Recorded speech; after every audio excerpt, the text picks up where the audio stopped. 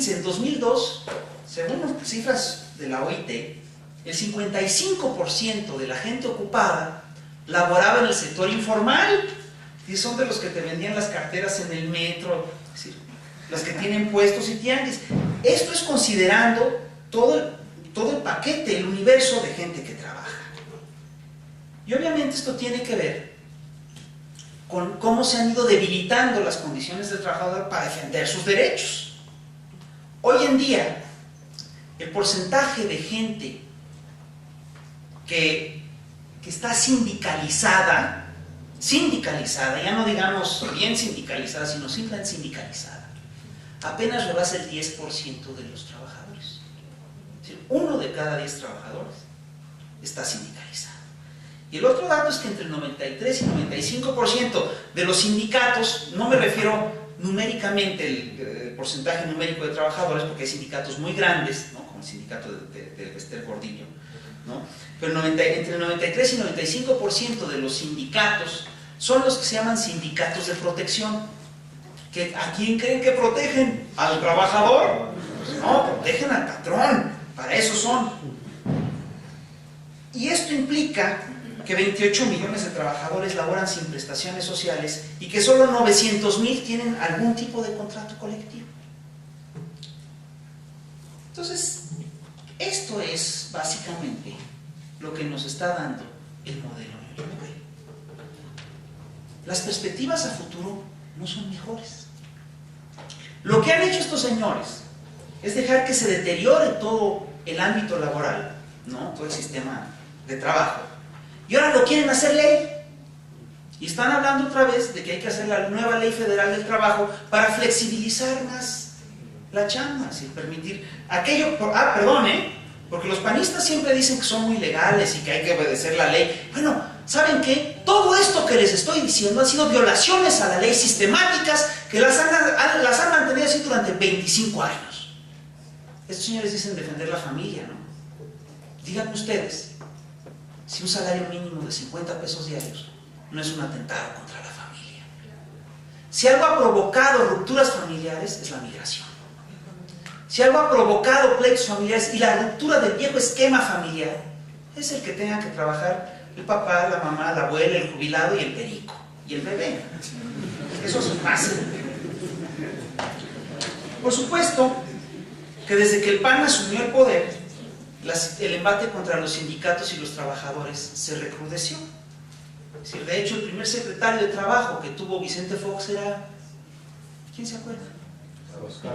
Carlos María Abascal. ¿Y cuál era su único antecedente en estas lides? Que había sido dirigente del Consejo Coordinador Empresarial.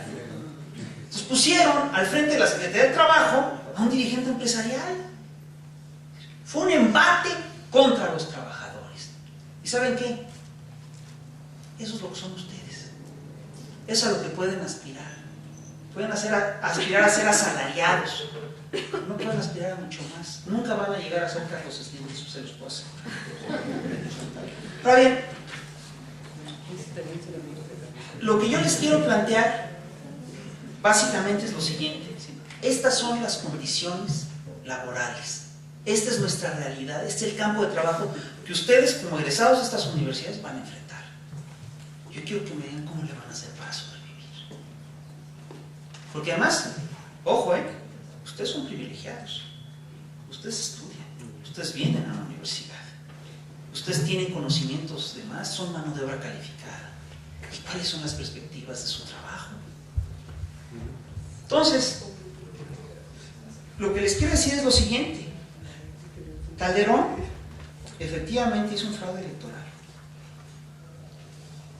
Lo hizo justamente para mantener este sistema.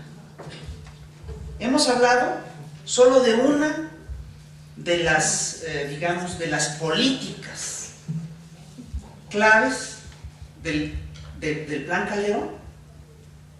El plan Calderón es bastante más amplio. Y es un plan que se sigue punto por punto a lo que son las normas y las lógicas del modelo neoliberal. Hemos hablado básicamente de cómo están finiquitando el estado de bienestar, cómo están afectando al trabajador en esta lógica del estado de bienestar. pero hay más problemas. Calderón, obviamente, está buscando profundizar las políticas de apertura comercial. Y esto básicamente implica dos cosas. Implica que entren en vigor, dejar que entren en vigor las cláusulas del Tratado de Libre Comercio que hasta ahora han protegido al maíz mexicano. Esto implica que va a venir, ahora sí, un embate serio de productores de maíz de Estados Unidos. ¿Y saben qué? Los campesinos mexicanos no pueden competir con el maíz norteamericano en términos, no en términos de calidad. El maíz mexicano es muy superior al gringo, pero sí en términos de costos, porque es un maíz muy subsidiado y aquí los campesinos están totalmente desamparados. Y además, pues vamos a tener que competir con las transgénicas, con las grandes empresas que hacen transgénicos. La liberalización del maíz, previsiblemente, va a acabar con la mayoría de los productores mexicanos, que tienen, todos los que tienen menos de 5 hectáreas. Entonces, esos se van para abajo, ahora sí que se van a fregar. Por supuesto que el programa de Calderón implica la liberalización también de energéticos. Y esto engarza con un segundo plan o un segundo programa del Estado, ¿no? del modelo neoliberal, que son las políticas de privatización de empresas del Estado. Y Calderón efectivamente ya tiene echada a andar toda una maquinaria para privatizar Pemex y la Comisión Federal de Electricidad. De hecho, ya hay una privatización silenciosa del sector energético. Y algún efecto de esto ya vimos en Tabasco, la denuncia de Andrés Manuel López Obrador en el sentido de que la presa Peñitas dejó de producir, dejaron de soltar agua para no producir electricidad, todo eso fue para beneficiar a los empresarios privados y el pueblo que se hunda. Y así fue, los hundieron. De hecho, ahora, ¿qué pasa con las políticas de privatización? Las políticas de privatización, ¿por qué privatizan? La lógica de ellos es que las empresas privadas siempre serán más productivas y más eficaces que las empresas públicas. ¿Será cierto eso? Vamos a ver, nos prometieron, por ejemplo, que la telefonía iba a bajar de precio con la privatización. Les quiero decir que las tarifas de teléfono que pagamos hoy en México están entre las más altas del planeta. Pagamos más que en Estados Unidos, más que Canadá, etc. Nos prometieron que las políticas de privatización harían más eficaces las empresas. Pues vamos a ver cómo han funcionado las empresas privatizadas. Acaban de privatizar Aeroméxico, hace unos años privatizaron Aeroméxico. Aeroméxico quebró, el Estado la saneó y la volvió a privatizar. Dijeron que los bancos privados eran más eficaces que los públicos. Bueno, se privatizaron los bancos. ¿Y qué pasó? Pues acabaron haciendo un FOBAPROA. Es una deuda que no van a pagar ni nuestros nietos. Simplemente porque sí son más eficaces, pero para transarse la lana. Solo el fraude de Cabal Peniche fue de 2,000 millones de pesos. No es cualquier cosa.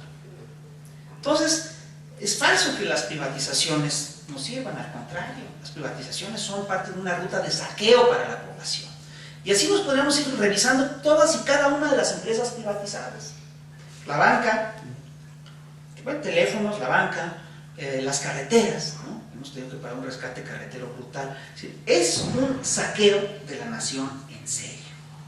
Y por supuesto, se ahonda la embestida patronal en contra de los trabajadores. Ahorita lo que quieren hacer es que todas estas cosas que han hecho para fregar a los trabajadores, que han hecho violando la ley, ahora las van a legalizar, las van a erigir a nivel de ley, y así ya no violan la ley.